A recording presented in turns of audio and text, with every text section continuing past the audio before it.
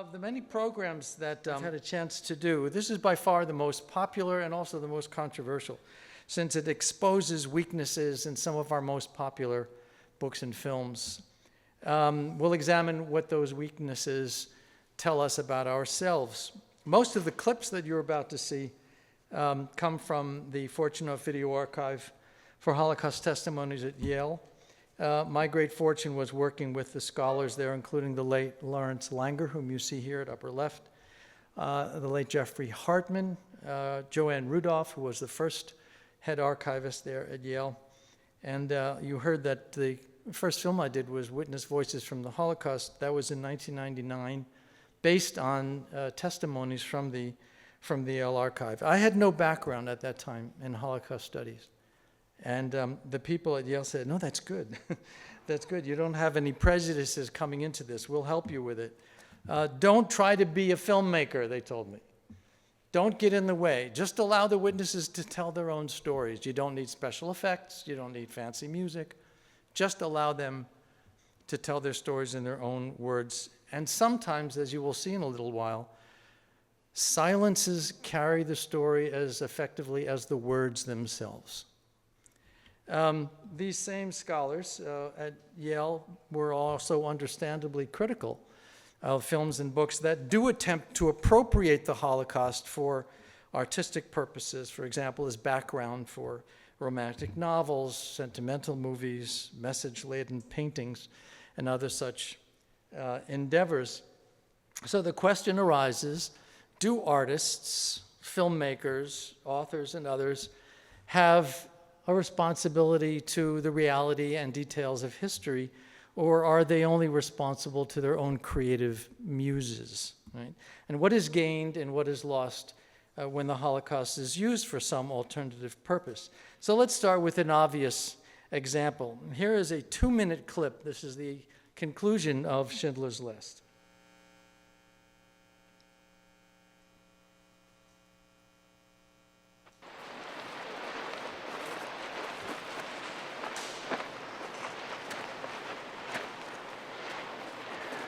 Have you been in Poland?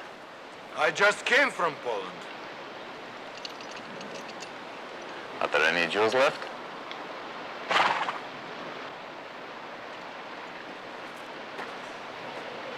Where should we go?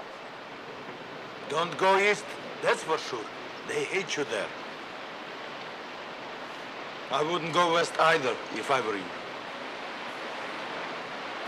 We could use some food. Isn't that a town over there?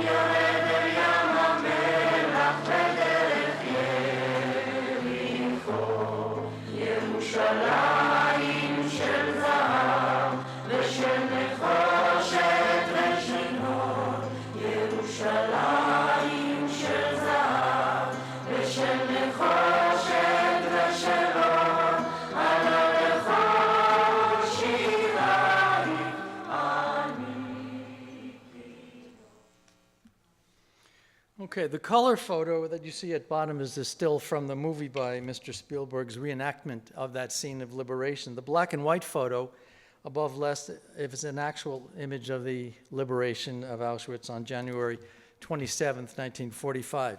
The words that come to mind when we watch the conclusion of Mr. Spielberg's film are words like inspiring, uplifting, a picture of liberation as a closure on history's darkest hour. In case you're one of the 3 people on the planet who has not seen Schindler's List, the summary of the story basically is that it's based on the life of Oskar Schindler, who was a German businessman, a member of the Nazi Party, who ran his munitions factory with Jewish slave labor, rented from the Krakow ghetto, run by SS officer Amon Get, who you saw just a moment ago. Somewhere along the way, Schindler had a change of heart, perhaps because he witnessed the tragic liquidation of the ghetto. We don't really know.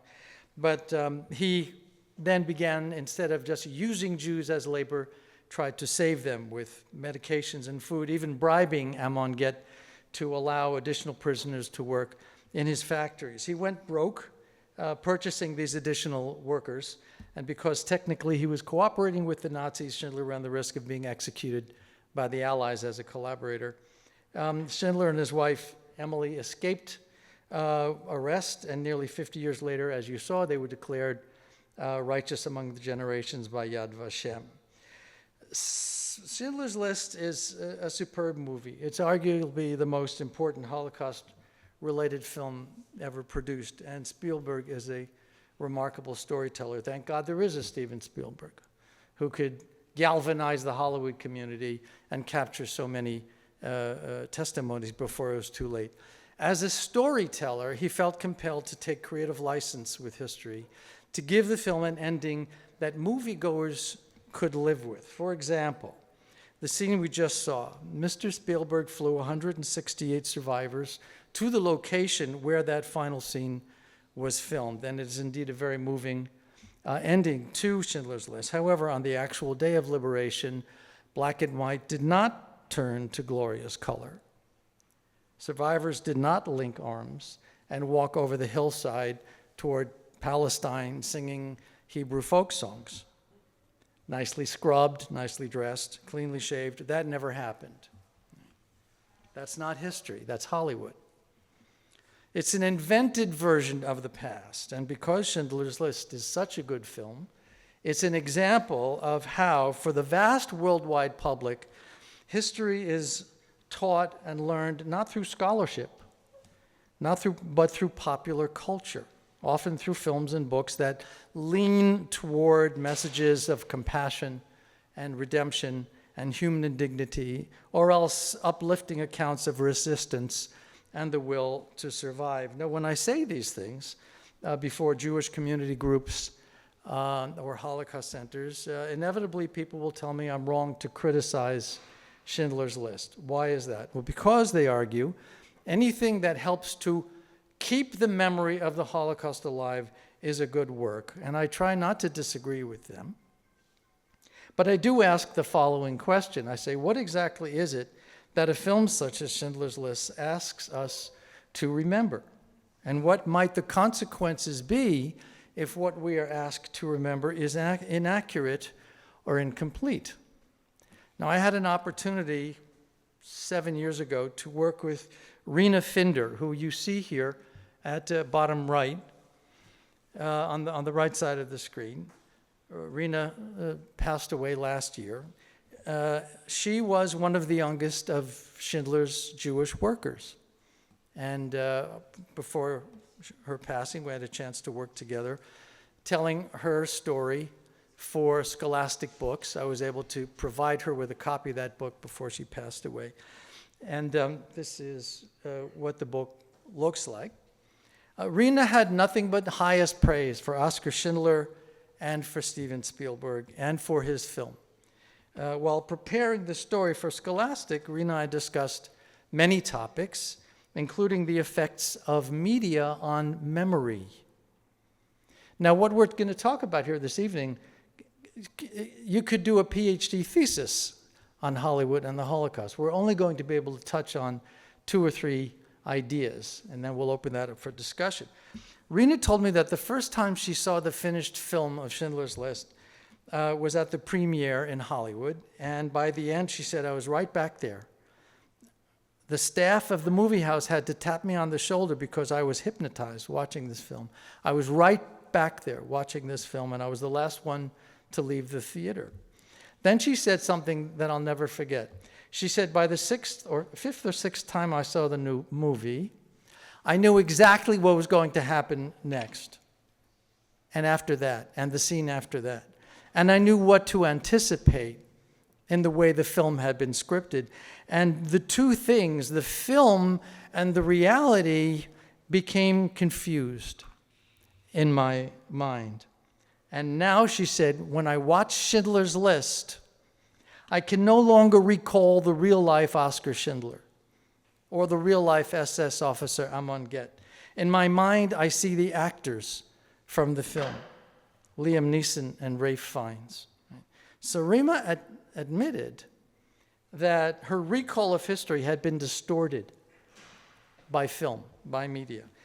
If media can alter the memories of even those who lived through the history, what do you think it can do to the understanding of those of us who were not there? Right? So let me mention a few other points of interest in the Spielberg film. We see Amon Get hanged by the Allies as punishment for his crimes. But the film says nothing about the tens and hundreds of thousands of Nazis who escaped punishment for their participation in the atrocities.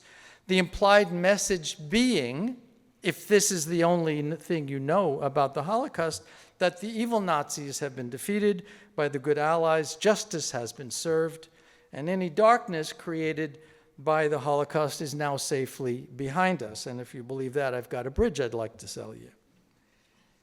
Here you see on the right a scene from Schindler's List when women from Schindler's factory were deported to Auschwitz, and instead of Zyklon B poison gas coming out of the shower heads, what emerges is cleansing water. On the left, we see the non-Hollywood results of the real gas chambers, namely excruciating suffocation and death. So one risk in promoting the sanitized versions of the Holocaust is misleading moviegoers into believing it's all over and they don't have to think about it anymore. There's no need to be troubled by the complex and horrific events of 12 years of the operation of the camps because we have a movie that lasts only 3 hours and 16 minutes.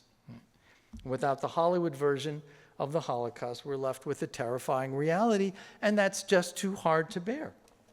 So we invent things so that we can go to sleep at night and wake up tomorrow morning, which is why we see a trend today in schools to teach history, and Holocaust history in particular, through formulaic commercial films and graphic novels and brief abridgments of longer works. So this is the way we spare our students the inconvenience of having to read massive works by Saul Friedlander, Martin Gilbert, Yehuda Bauer, or other scholars which run to the thousands of pages, and after all, who has time for that? Right. So let's look at this testimony, and we'll talk again. I sat down on a big stone, and I said to myself, what's now? What's going to happen to us now? We're all free. Are we really free? Where's the family? I'm a young person who had a sheltered, innocent life, and what am I going to do now? Who's going to take care of me? After the war, we went back. We didn't even want to lay claim to anything. We just wanted to look for our families. We were in Krakow. In that 2-week period we were there were 2 pogroms. I cannot find the words to describe the feeling.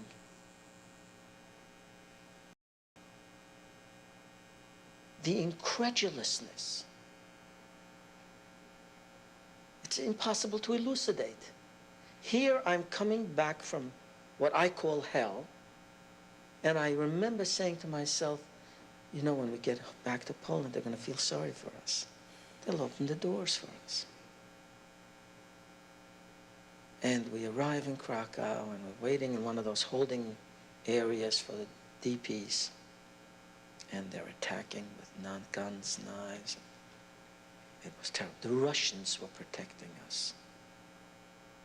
I heard a group of Polish people talking amongst themselves, saying something to the effect, well, whatever Hitler did, at least we're grateful to him for having solved the Jewish problem for us. Now this is after the war. This is after what has happened to our people. What I felt when the liberation came,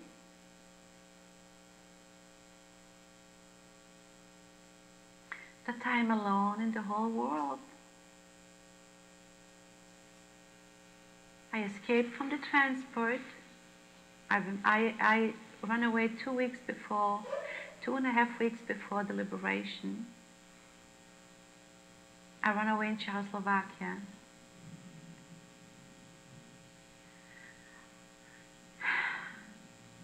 I had no desire to live. I had no place to go. I had nobody to talk to. I was just simply lost without words.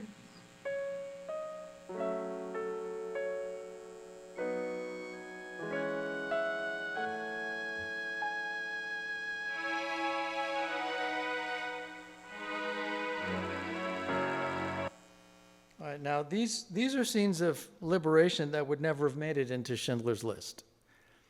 So they're just too sad. There's no victory in these descriptions by the survivors of the camp. There's no walking with linked arms over the hillside to a glorious future. The reality of liberation was the antithesis of the typical Hollywood ending. Right? One witness, I remember, in his testimony said that once we were liberated, that's when I knew our real problems were beginning.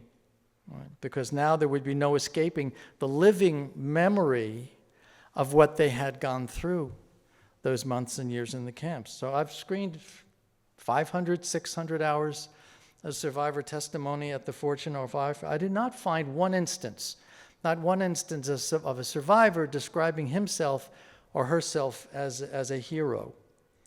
Instead, they talk about the unheroic things they had to do just to stay alive. Right? So in this next clip, for example, we hear from Bessie, who had a child in 1942 in the Kovno ghetto. And shortly after giving birth, she was selected for a work detail. Babies were not allowed on these details, so she tried to sneak her baby past the Germans by wrapping her baby in a coat. This clip lasts just 1 minute. I saw they taking away the men separate, the children separate, and the women separate. So I had the baby, and I took the coats, what I had, with the bundles, and I wrapped around the baby, and I put it on my left side, because I saw the Germans were saying left or right. And I went through with the baby. But the baby was short of breath, started to choke, and it started to cry. So the German called me back. He says, what do you have there in German? Now, I didn't know what to do because everything was so fast and everything happened so suddenly. I wasn't prepared for it. To look back, the experience was, I think I was numb or something happened to me, I don't know. But I wasn't there even. And he stretched out his arms. I should hand him over the bundle. And I hand him over the bundle. And this was the last time I had the bundle. Okay, so she can't say my baby. Right? She can't acknowledge giving away her young child. She lives with that excruciating memory, and in order to do that, she depersonalizes her infant by transforming the child into a bundle. I gave away the bundle. And you heard her say also, I wasn't even there. Once again, distancing herself from the brutal reality of what was going on. We derive more insight into what Lawrence Langer used to call choiceless choice in the camps, watching 1 minute of testimony here from Bessie than you get from 2.5 hours of watching Sophie's Choice. So in testimony, we confront a narrative that is very different from the neat and tidy chronology of most Holocaust books and films. So in this next clip, I draw your attention to the stuttering and the moments of silence as the witness attempts to exhume from memory words that might help listeners imagine the unimaginable. Auschwitz, if I would like to describe it, I would say there has not been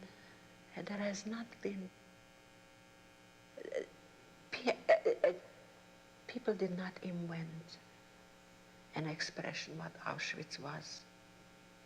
It was hell on earth. And the silence of Auschwitz was hell. The nights were hell. And the days, somehow, we got up at 3 o'clock in the morning, and at 4 o'clock summertime, or 4:30 when the sun came up, it was not like the sun.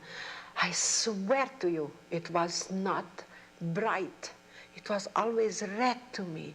It was always black to me. It never said, never was life to me. It was destruction. And in the evening, when you dared to go out and you saw the flames of the crematorium, that was disastrous. The smell of the human flesh, which we didn't know it was. We were young kids, inexperienced of such horror. Who is? How shall I explain to you what Auschwitz is? And she's stuttering for words. Now, what you need to know is that these testimonies at the Fortunoff Archive at Yale are some of the earliest testimonies.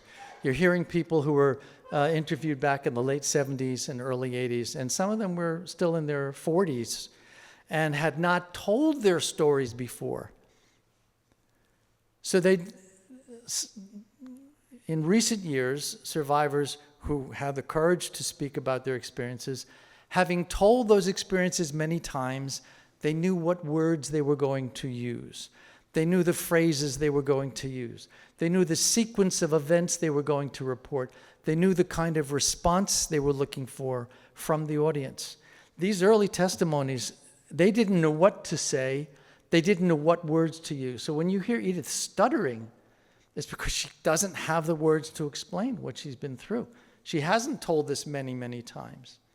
So some of these tapes are priceless in that they were the first opportunity these people had to tell their stories. The unimaginable reality of what they went through is a constant theme in witness testimony. And witnesses will often say, you must try to understand what I'm telling you. And in the next sentence, they'll say, you cannot possibly understand what I'm telling you. This inability to convey the indescribable, right, as Martin described his experiences coming out of Buchenwald at age 12. In this last clip, which runs about 3 minutes, this is another example of the unimaginable, and it has to do with hunger and the description of hunger from people who went through this. I remember the hunger, that wrenching, twisting pain that lived with you on a daily basis. All you could ever think of is to get something to eat. You could never fill your belly. It used to be uppermost in your mind. You used to dream of a feast. Just one day you kept hoping you could go through the day without this twisting pain that you constantly felt. That is an indescribable feeling. One night I was so hungry I couldn't sleep.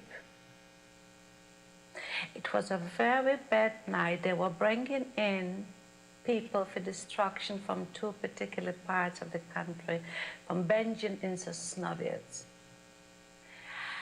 And the screaming and the hollering was going on, and all three chimneys were lit up. It was like broad daylight. I couldn't sleep. My roommate, she saved a tiny, tiny slice of bread and a piece of margarine for breakfast. And that particular night, I stole that piece of bread from her. I never admitted. And she got up in the morning and she was swearing like a truck driver. And I just closed my ears not to listen to the swearing that she did. And still in all, together we went to work in the morning. And she didn't, the whole day she didn't forget that she lost her piece of bread. I never admitted that I took it. They put me in a block with 500 other women. Somebody told me my mother's there. My mother was taken a few days before, as I told you. So I went to see her, and you know, my mother was there. So it's like I lost her twice, really. But she was very, very lost. She was lost. She was very passive, she was very lost. And you know, they gave you one portion of bread and one portion of soup for the day. And my mother became very skinny, and she was very thin, and she was very, you know, lost there. So I used to bring her my soup to her, and I just cut off a little piece of bread, and I said to her, you know, somebody gave it to me, eat it. And I used to give it to her and run out, because if she would say to me, eat a little bit, I would eat. I was very hungry, but I felt that she needs it more than, you know, I was younger. She needs it more than myself. So I used to give her the soup and run out, because I didn't want to be tempted that I should eat with her. Okay, so Helen describes giving her soup to her mother, and previously we heard Hannah describe stealing a piece of bread from her bunkmate. Was Helen acting morally and Hannah immorally? Our standards of acceptable and unacceptable human behavior are nurtured in the world we live in, a very privileged environment. When we enter the world of the Holocaust, we're obliged to redefine those values and those standards and avoid cliched patterns of judgment. Right? That's very hard to do.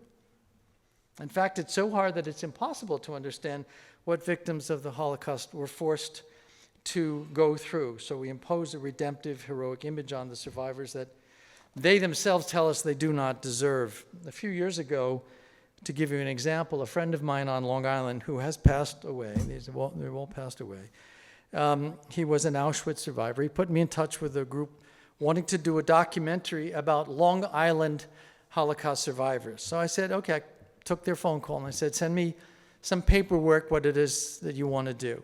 So they sent me a flyer.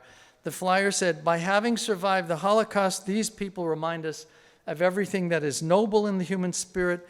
We honor them in our documentary as heroes who displayed the strength and the will to survive. Okay, time out here.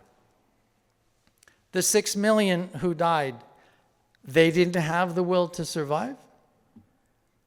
They didn't have the human spirit? Or, you know, inside the camps, there was no telling who was going to live and who's going to die. There was no rational explanation for survival or death there. So when you see films, now there's a reason why I've taken us through these steps here. And the reason is that when we see films, you might call this cinematic literacy, when we watch films that impose images of heroism and bravery onto survivors, it says more about our unwillingness to confront the harsh reality of history than about the survivors who came out of that history. Now, did heroism happen? Yes, of course, it happened. But if the only message that young people in particular get is this reductive message of these isolated instances of resistance or survival, then they're being done a disservice. They're being given an oversimplified picture of something that's terribly complicated and important. One last beat before I bring Michael up to talk with us. In books, we also find examples of sanitizing the Holocaust in hopes of attracting perhaps greater public interest. Here are two examples, books that came out in the last few years. Hidden from the Holocaust, stories of resilient children who survived and thrived. No, children who survived would have been quite adequate. Right? So by adding resilient and thrived, those words move our attention away from the horror to a secondary theory, if you will, about resilience and thriving, that one can emerge from the Holocaust whole and intact. The majority of testimony we get from survivors do not fit that description. Right? Even educators and people who should know better fall into the trap of seeking this non-existent redemption at the heart of the Holocaust. Here's a quick story. After I finished that first film, Witness Voices from the Holocaust, with the Fortunoff Archive, I was invited to meet with the head of educational programs for a prestigious organization in New York that shall remain unnamed, the ADL. And this person said to me, you know, Mr. Greene, your film is very powerful, but we cannot use it. Oh, all right, why not? Well, she said, the ending is too sad. Can you change that? You can't make this up. I mean, this actually happened. So even people who should know better fall into this trap of seeking the light of meaning and purpose at the end of the Holocaust tunnel. Now, grant you, young people in particular, this is one of my classes at Hofstra, aren't always capable of grasping, the true depth of human depravity. I have had students in my classes, hand to God, ask me in the camps, what did the Jews do on weekends? Another time, a young man said, was there a gym in Auschwitz? Was the food kosher? One young woman wanted to know. So, I mean, it's so far beyond imagining that we have a responsibility to look deeply into these matters and not gloss over them with simplified versions of the story. Last film example I wanted to, by the way, I mean, this is only going to become more and more. I went online before I left New York to come here yesterday and did a quick search within the past year. What are the Holocaust-related films that have come out just in 1 year? Okay, Escape from Germany, Commandant's Shadow, Barjedov, Treasure, Zone of Interest, Tattooist of Auschwitz, One Life, Irina's Vow, We Were the Lucky Ones, The Auschwitz Report, Ordinary Men, A Real Pain, Bonhoeffer, Winslet in Lee. This was a 3-minute search online, right, from 1 year of film. So it's growing, this industry of Holocaust films. After Schindler's List, Life is Beautiful is probably the second most popular Holocaust film of all time, directed and starring Italian comedian Roberto Benigni. Can you read the log line there at the top? It kind of gives away, right? An unforgettable fable that proves love, family, and imagination conquer all. Isn't that lovely? Isn't that nice? Benigni plays an Italian Jewish father imprisoned with his young son in a work camp. And because the father has a creative imagination, he makes their time there into a game of improvisation and tells his son that whoever wins this game gets to ride on a tank, a victory ride on a tank. So in the end, as the war comes to an end, the Allies are within hours of the camp. The Germans rush to destroy the camp. The father is murdered. But just before he's killed, he manages to hide his son. And when the Americans arrive, they liberate the camp. The son is given a victory ride on an army tank, thus convincing him not only that his father was telling the truth all along, but that he, the son, is the grand prize winner. In the final moments of the movie, the son is reunited with his mother, who sweeps him into her arms, and the boy cries out, "We won!"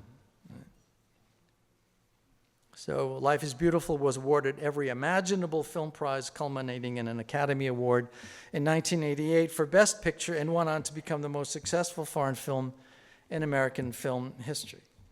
Here's our last example, and then we're going to open this up a little bit here. Ask Michael to come up. Diary of Anne Frank debuted in 1959. The screenplay was by Francis Goodrich and Albert Hackett. It will tell you everything to know about their objectives as screenwriters if I mention that they were also the writers for the script for Jimmy Stewart's movie, It's a Wonderful Life. All right. Goodrich and Hackett specialized in gushy post-World War II movies. They chose to end Diary of Anne Frank with a quote from Anne's diary: "In spite of everything, I still believe people are really good at heart." The director, George Stevens, has the camera at that moment soaring up into the clouds as the music swells, raising sentimentality literally to new heights. And Anne Frank goes on to become the single most popular victim of the Holocaust. Her story has been translated into dozens of languages, sold by the tens of millions of copies, adapted to stage and screen, turned into video games, comic books. There are Anne Frank postage stamps, collectible dolls. And the book is cited in thousands of studies as the single most important Holocaust book, except for one problem: Anne Frank knew nothing about the Holocaust. I quote my late friend Lawrence Langer, who was on a campaign going to plead with teachers to stop teaching Anne Frank's diary as a Holocaust text. He used to say, Larry did, that if you've got a course on adolescent development, it's a wonderful book, but she knew nothing about the Holocaust. "When this war is over, I'm going to be a writer," she said. And one of the great unwritten works of the Holocaust is Volume 2 of Anne Frank's diary, which she did not live to write. That would have been a really important work. Having gone through Auschwitz and Bergen-Belsen, she would have had a more clear understanding of what the Holocaust was about, and she would have been able to tell us a lot of important things, perhaps including a critique of her own naive account in Volume 1 of her diary. So the bottom line is, should we celebrate humanity? Yes, of course we should, but we should do it with our feet on the ground.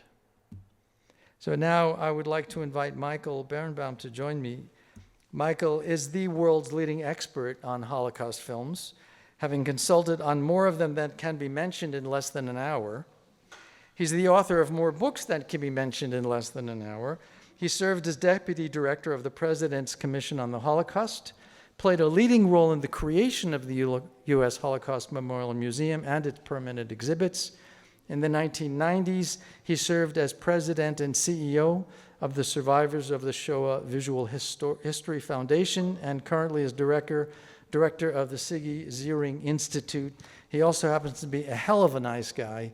Would you please join me in thanking Michael for being with us? We were struggling with the question, how do you end the Holocaust Museum in Washington? The ending in Jerusalem was very easy. If you take a certain narrative, you end Yad Vashem by walking out to a beautiful overview of a pristine park in Jerusalem with two great curved walls that blind your eyes and you cannot see, industrial Jerusalem and residential Jerusalem. And the idea is that the end of the Holocaust is the pristine purity of the Jewish people reborn in their land, which is an interesting ending. We had a question, which is, how do you transition between the Holocaust and Washington, D.C., where everything around us is a celebration of governmental Washington, monumental Washington, and human achievement in art and science, music, literature, space. People who were our lay leaders were men, and I'm gender specific, who had built towns and villages, cities, and men of tremendous imagination. And one person said, what we have to do in the end is to inscribe the words of Anne Frank. Above all, I believe that man is good in heart. And I said at that point that Lawrence Langer will kill us. And worse than that, he'll be right. And what we then did, but the important thing is that, and he was speaking for the American people. This is a man who had developed multiple cities and, shaped the areas around Washington, D.C., all the way to Baltimore and Virginia. And he was speaking for the American people who want a happy ending and who, in one sense, they live happily ever after. This is the myth of, Prince Charming meets the wonderful princess. They see each other and they fall happily ever after, and they don't tell you the story on the fourth day when he looks at his beautiful bride and says, "This is the woman I'm going to grow old with," and they don't tell you about the first fight. It's a happy element. The point and what we did then, what's very interesting, we sabotaged the man's, and he was enormously influential, one of our major donors, and had really rescued the project. So we sabotaged it, and we told fragments of testimony in a film, which had all the elements of struggle and survival and all of the stuff involved. And when he came and said, "You're not saying man is good at heart," the response was, "Man may be good at heart, but the Holocaust is no evidence for that. In fact, it's counter-testimony." That's the story that picks up with where you did, and what you've done really, Josh, here is to give us the Lawrence Langer critique, and he's done a film on Larry Langer. Larry Langer was a good friend of both of ours, and one of the clearly one of the greatest literary scholar of the Holocaust, but he touched on art and everything else, so you can't only say that. I want to ask a different question which touches on this. Anything that's edited is shaped. And the most important elements is shaped, and it's shaped not only by what you have to say, but the audience you want to hear it. And I'm going back to Wiesel's depiction of the Holocaust in his original narrative in Yiddish versus the narrative that made its way into French language and then the English language. And I'm also going back to a much rawer account of Auschwitz in Primo Levi's book. And Primo Levi's book is titled in the United States, Survival in Auschwitz. In Italian, it is If This Be a Man. So the question becomes, what about the editing process transforms it and sweetens it and doesn't allow its rawness to come forward? Well, you're asking one of the grand questions of Holocaust studies here. Are there limits to what can be depicted? Are there limits to what should be depicted? I mean, nobody wants to expose young people to the atrocities of the camps and traumatize them for the rest of their lives. I believe it still may be there in the Washington Museum that there are walls so that if some young person is not above a certain height, they can't see some of the footage that was shot inside the camps. Is that still the case? Interestingly, it will not be the case in the future. And that is because our world has become more raw. And people are used to images which they see on television all the time, and they certainly see them on their phones and the like, that give you a greater freedom of artistic imagery. And I'm thinking of that also with regard to the Anne Frank story. If you look at the Anne Frank story as told in '88, it's very different. It takes us into the camps, and it takes us to the very end. So when we created, we wanted to make sure that we were, quotation marks, safe. And therefore we didn't present stuff in a way in which a younger person, anybody under 4'10" could see.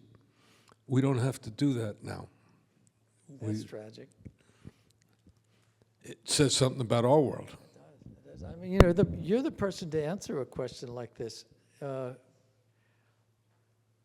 Having crafted museums, Holocaust museums all over the world, you're asked to assume that position and answer that question.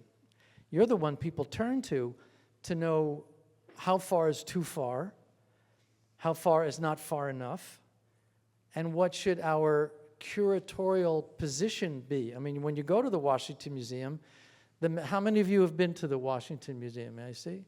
All right, well then you may recall the first thing that happens when you get to the top floor, because the exhibit starts from there, is there's a statue, a very famous statue of an American soldier with a survivor from the camps in his arms. The message is the good guys won.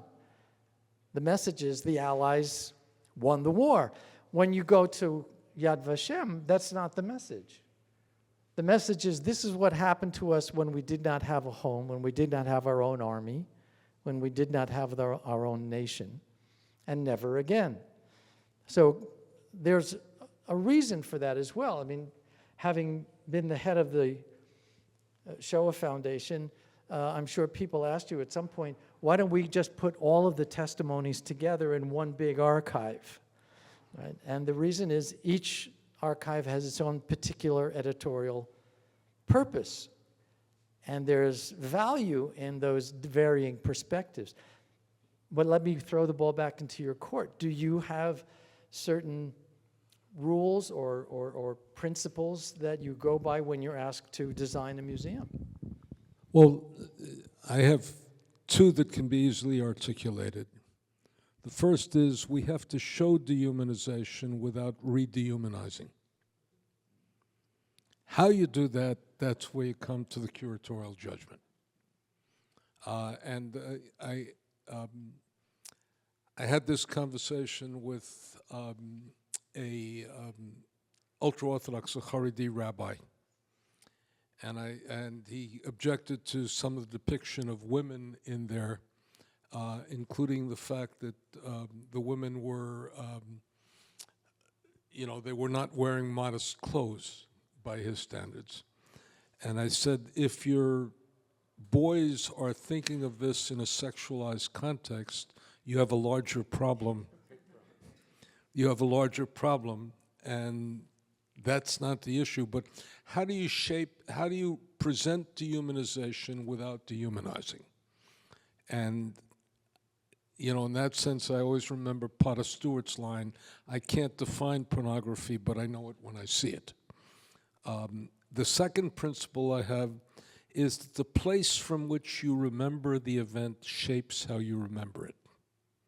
Now, you said it in a very important way because you said that the testimony of the Fortunoff archive was taken in the late 70s, in the early 80s.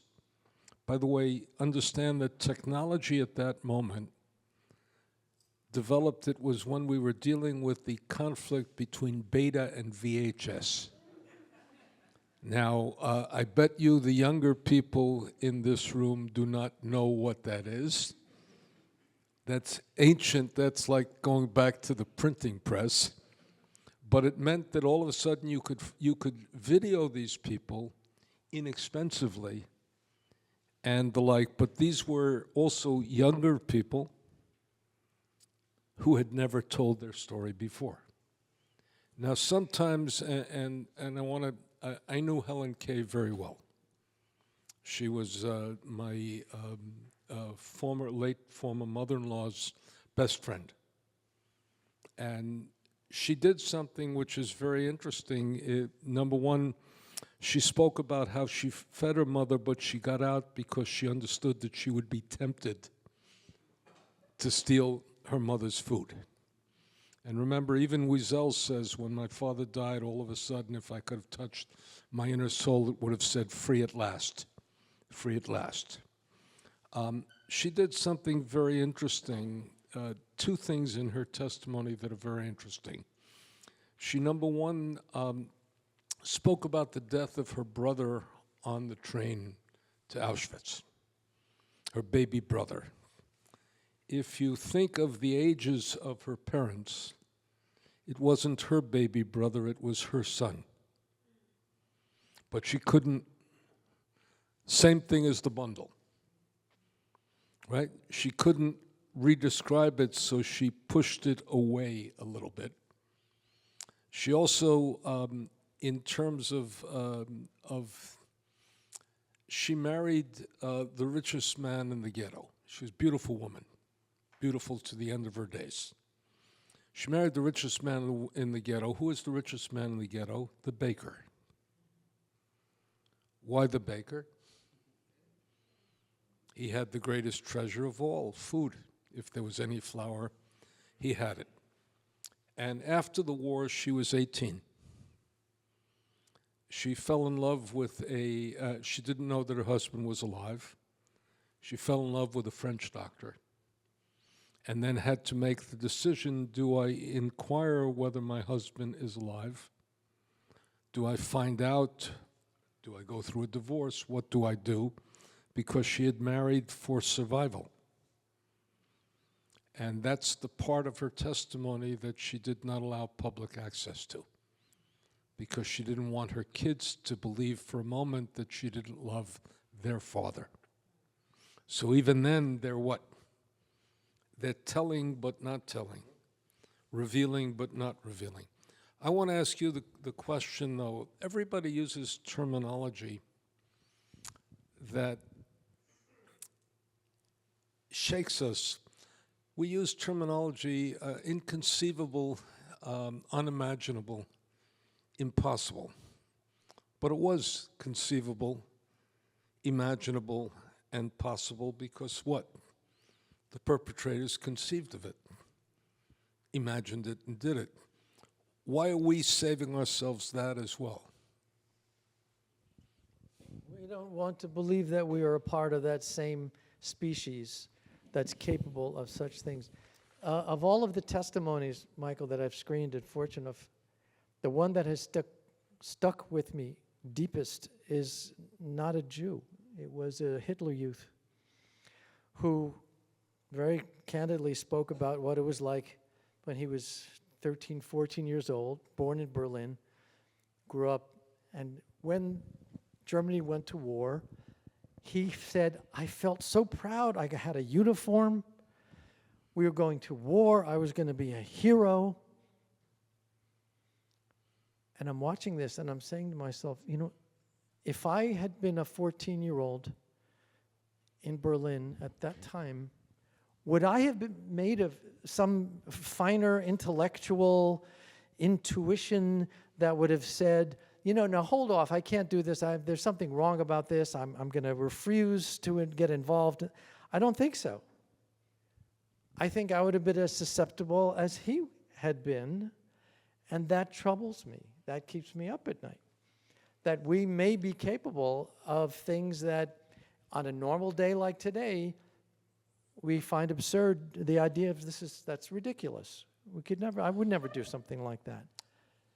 You're about to see a movie on the Nuremberg trials, and it's the confrontation. I mean, it's going to come out in the next couple of months. It's a confrontation between Göring and a brilliant psychiatrist. And the psychiatrist comes away after having examined Göring. I'm not going to give away the plot all the way through, but it's an interesting thing. And Göring was the number 2 man to Hitler and probably the brightest of all of them in a very interesting way. A man larger than life, but he was a drug addict, and then all of a sudden they weaned him off drugs during the Nuremberg trials, and that made him profoundly more dangerous as a witness because he had all its wits about us. The last scene, next to last scene, The next last scene is the psychiatrist is on a program in the late 1940s, 1950s in America, and he says, "What did you learn from your examination of Goring?" And he said, I learned that they're not very different than us. And they threw him off the show. We don't want to. That's part of what we don't want to hear, and it's an important part of what we don't want to hear because we want to think that they're a world apart. But look, even I mean, the great myth maker of the Holocaust. And I don't mean this badly. I mean this. There's a great dialogue between Wiesel and Robert J. Lifton at the beginning of Nazi Doctors. He doesn't quote Wiesel by name, but I know it was Wiesel. He's going to examine Nazi doctors, and Wiesel asked the question, tell me something, were they monsters, or were they demonic, were they devils when they did what they did? And Lifton answers, no, they were not devils. If they were devils, I wouldn't be interested in interviewing them. The more interesting thing is they were human, and they were doctors. Lifton was a doctor. And Wiesel's comment to that, it's demonic that they were not demonic. Which is, we want to say, they call it a world apart. That world is not our world. And all of that, because we don't want to face the full elements of the Holocaust. And you know, having worked on this material, that it's not easy to face it. And the question becomes, when you're writing, and I have to say, Josh has written, done something enormously difficult. If you think filmmaking is difficult, he is writing for Scholastic, that is writing biographies of women who have lived, girls and women who have lived through the Holocaust, for an audience of people from what age? 12 or 12 to 14, 12 to 15. So what are you holding back when you're writing that, and what are you revealing? And that's, again, part of the drama involved, but you're telling filmmakers to reveal it all. What are you holding back when you're writing to such an audience? Well, first of all, Scholastic has very strict rules. They're the oldest children's book publisher in the world. They're the largest children's book publisher in the world. And the restrictions on me are that there are things I cannot describe. So, for example, in one story, the one that's coming out next month, called Fighter in the Woods, the young woman was the girlfriend of the commandant of the ghetto where she and her family lived, and she survived by having an affair with the commandant and was able to therefore get food for her family. I'm not allowed to describe that. I can say that he wanted her to be his girlfriend. There are other instances of atrocities that I could not describe. They have very, very strict standards. I tried to get them to stretch a little bit, and they wouldn't do it.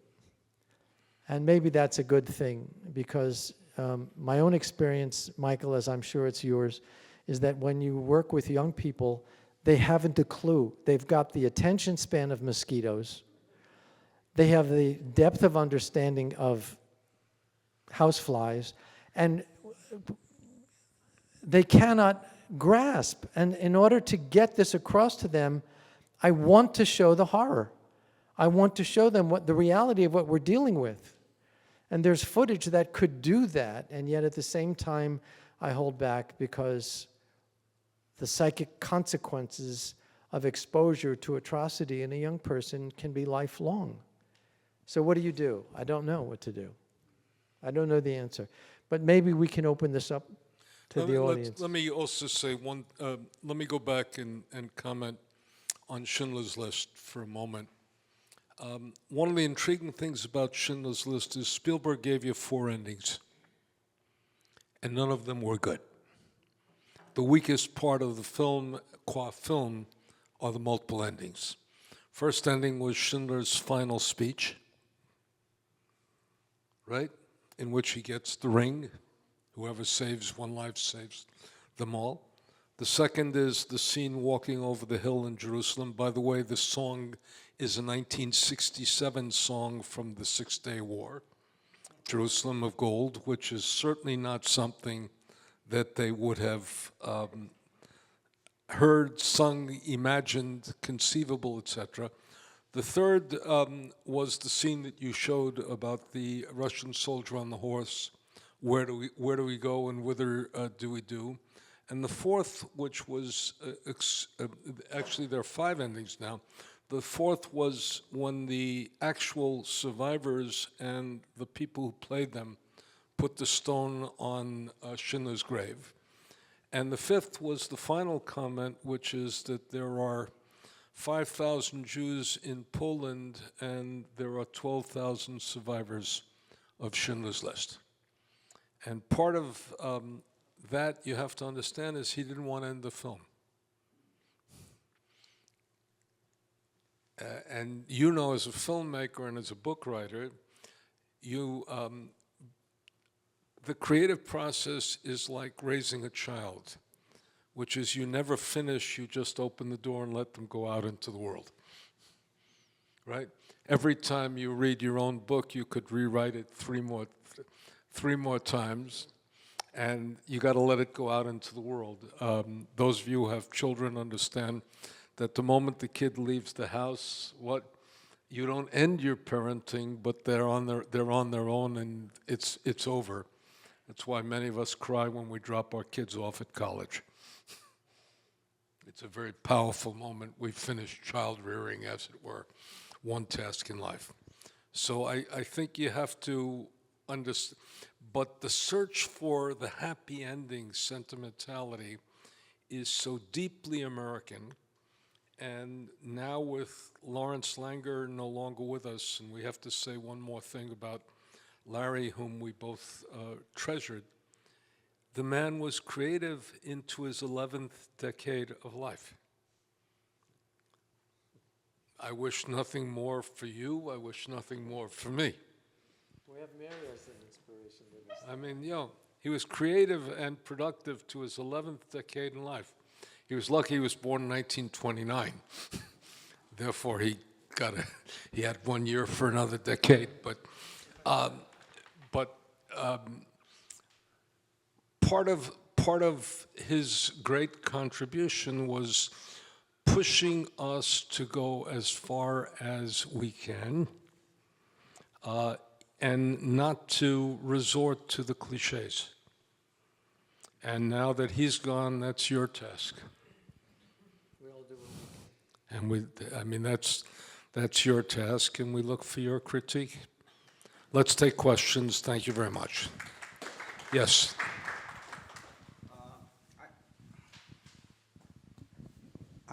This is not about the Holocaust, I don't think, this movie. A movie called Experimenter. I don't know if you've heard of it or seen it.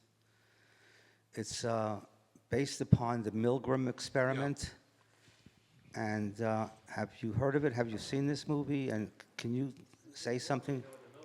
We all know do you all know what the Milgram experiments are? The Milgram experiments were essentially a Yale psychologist or psychiatrist did a series of experiments in which he had actors respond to questions, and the task of all of the people who were Yaleys was to see what punishment would cause them and to increase severity of punishment every time they got a question wrong. And there are very, very few people who stopped before they got to inflicting severe pain. That's one part of the experiments that are famous with regard to the Holocaust. The other is the Zimbardo experiments, which deal with Stanford students. And the Zimbardo experiments that deal with Stanford students were, he made one group prison guards and one group prisoners, and he had to stop the experiment because even though they both were Stanford students, the prison guards behaved like prison guards, more cruelly than prison guards even behave, and the prisoners behaved like prisoners in a very deep way, and he was afraid of going forward with it. So I haven't seen the movie. I don't know if you saw the movie, but the experiments are, again, to show you how far along people would go in the same way that you described.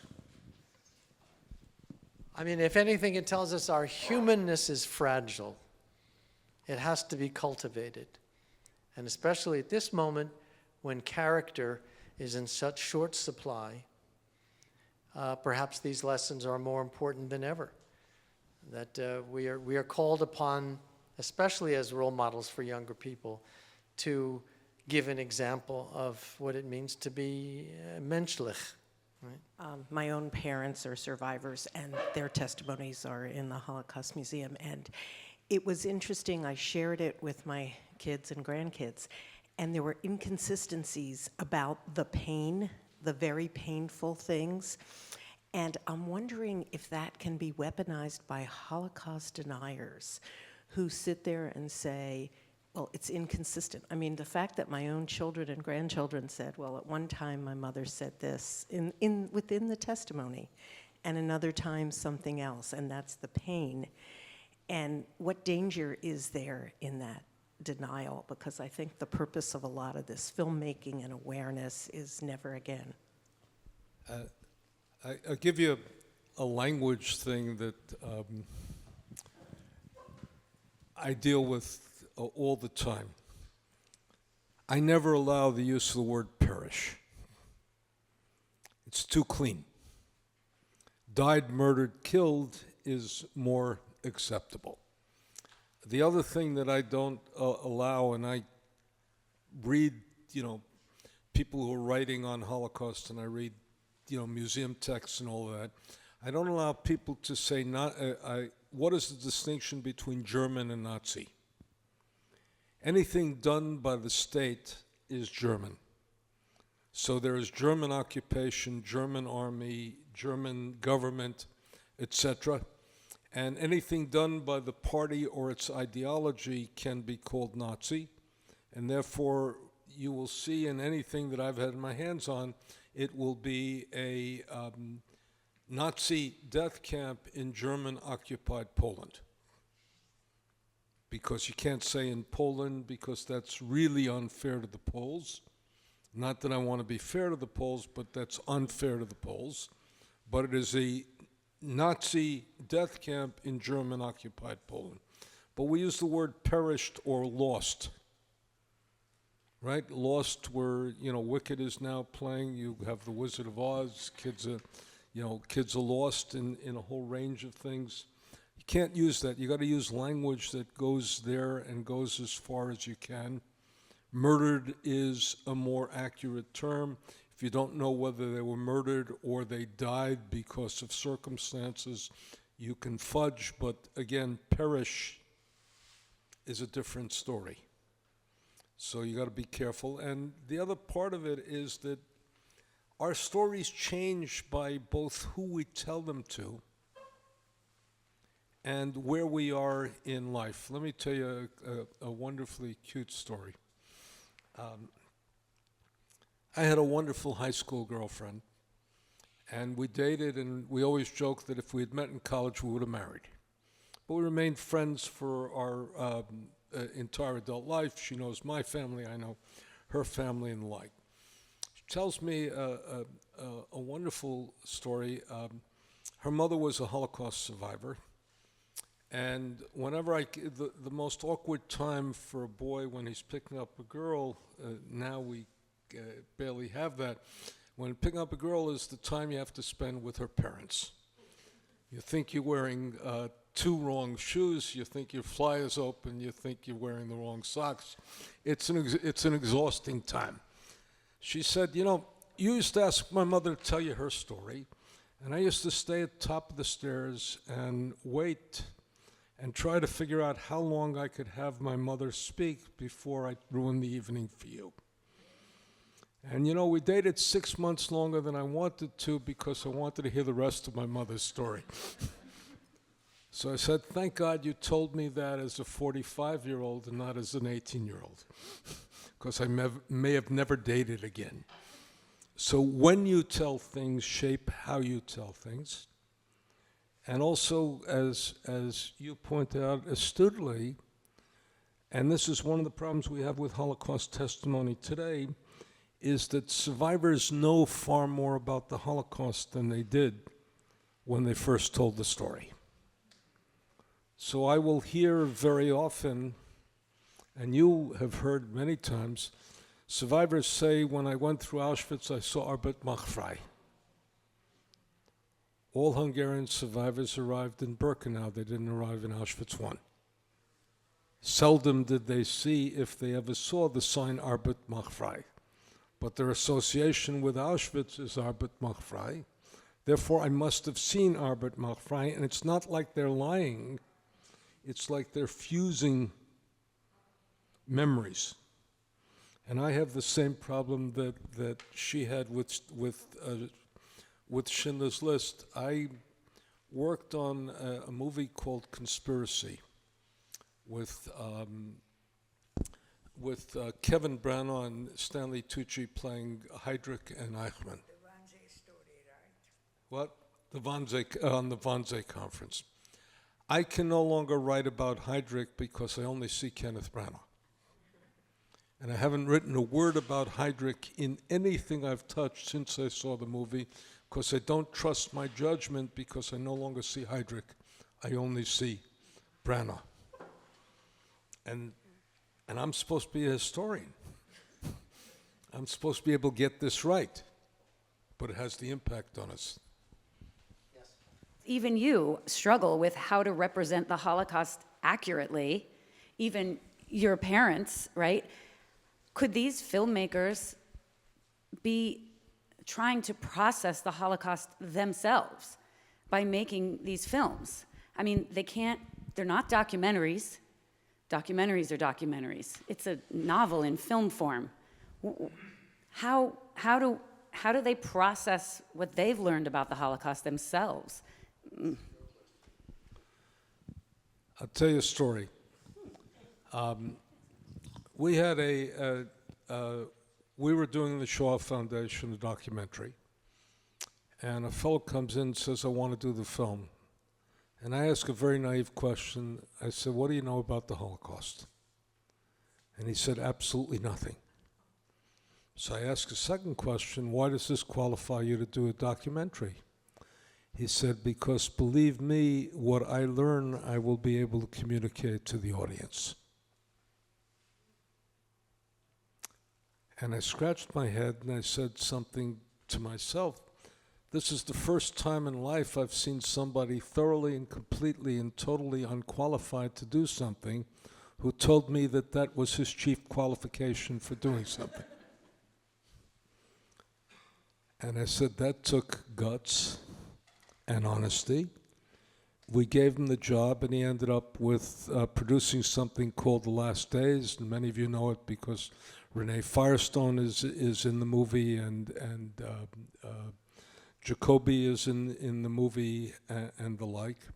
And it's about Hungarian survivors. And all of a sudden, he learned, and he learned in the process. Almost every Holocaust film is a passion project. Spielberg himself never expected to make money on it. In fact, he vowed to give all the money he made to charity, and that's what he did.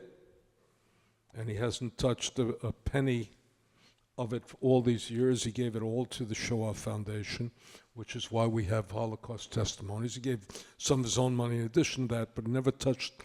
It was restricted. He never touched. It's a passion project. And the other thing is that many movie makers sit on this for a very long time. Last night they showed it at the Museum of Tolerance, a film by Jeremy Piven and his sister, who was the director, Shira Piven. They owned the project for 15 years. And it took them 15 years both to raise the money and to get the courage to do it. Clearly a passion project. Schindler's List was a passion project. And I worked with John Avnet on the Warsaw Ghetto Uprising. He worked on that for 25 years before he undertook it. Passion project. Made other things in between. He wasn't paralyzed on it, but these were very important to him. So that's what we see. Spielberg putting that ending on, which is inaccurate in a way. Is that a response? I mean, what are you saying? Do they have a responsibility to show the accuracy that might alienate the viewer, thus learning nothing? Where's the balance? Well, you understand, first of all, my intent doing this program is to not impose my ideas on people. It's to point out information so that you can come to a decision on your own. And there are many different answers. There's no one right way, just as there's no one right telling of the Holocaust story.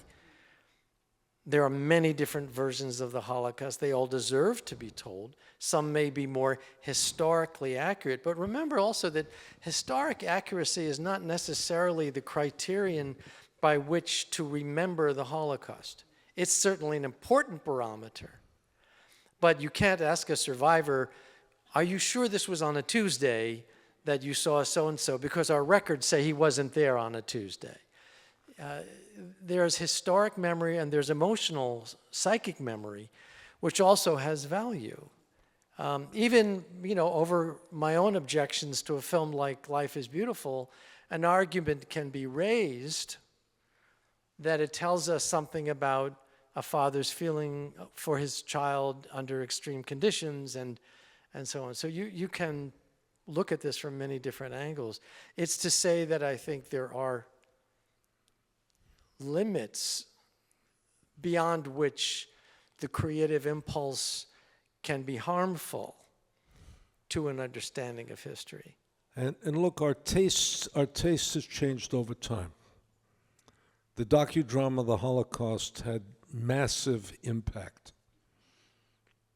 Before that, survivors were not quite known as survivors, and it was seen by 1 in 3 Americans.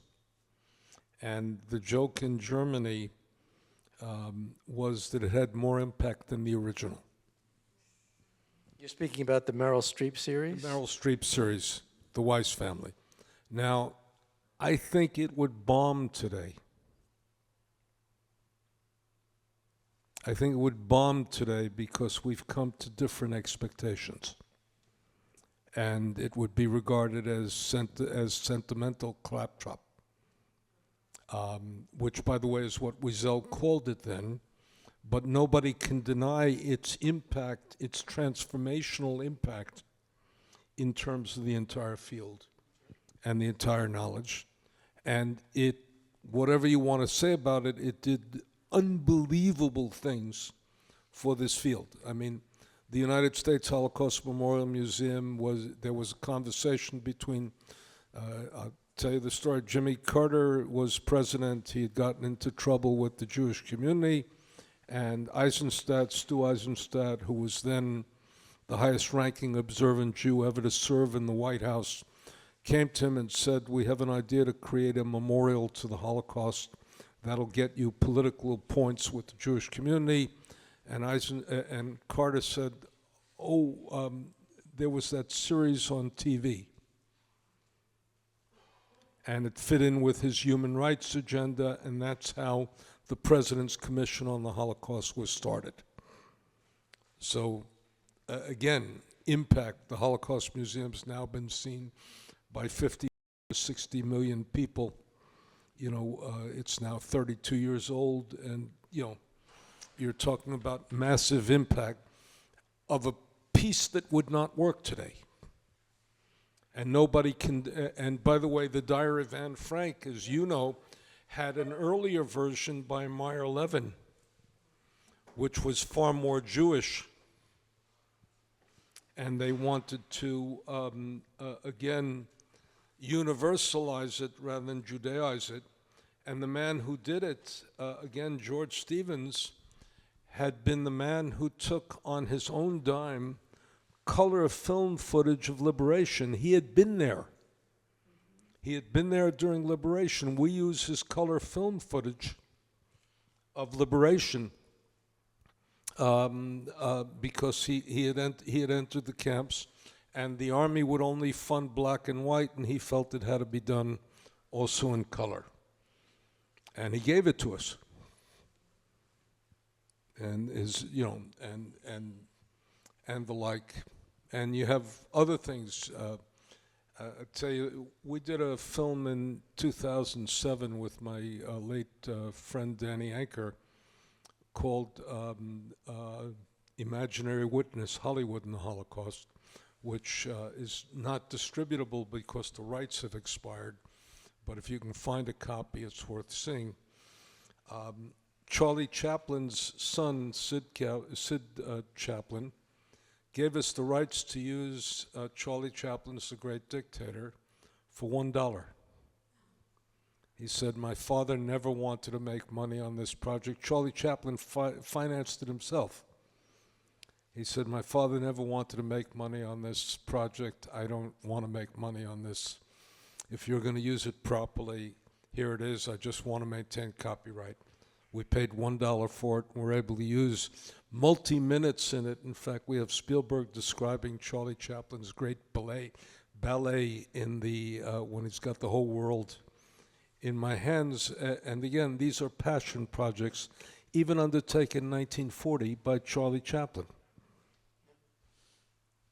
And look, for everything that I said about the Diary of Anne Frank, that book was the point of entry and continues to be the point of entry for millions of young people around the world. In Germany, of all places, it has had perhaps the greatest impact of all. The German young people enter into their exploration of their own country's troubled history through the Diary of Anne Frank. So there's always more than one way of looking at these things.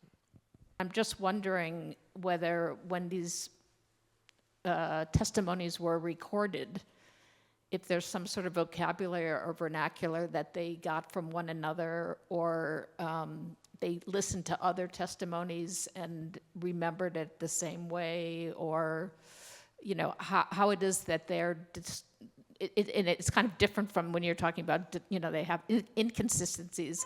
I'm talking about them describing things that are verbatim exactly the same, if how that comes about.